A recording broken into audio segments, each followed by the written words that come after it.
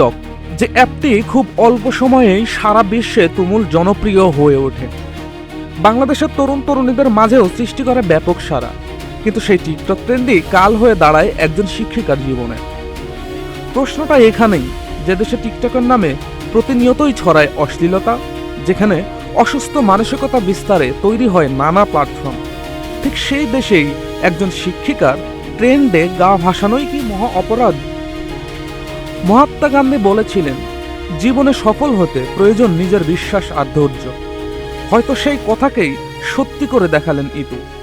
সব সমালোচনা, ট্রল আর বাধা উপেক্ষা করেই শুরু করেন পথ চলা।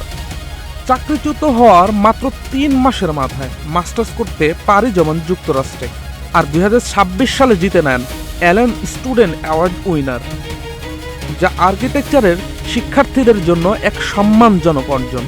এরকম একজন শিক্ষার্থী যদি বিশ্ববিদ্যালয় শিক্ষক হিসেবে আসে, তাহলে বিশ্ববিদ্যালয়ের যে পরিবেশ আছে ওই পরিবেশটা বজায় থাকবে না।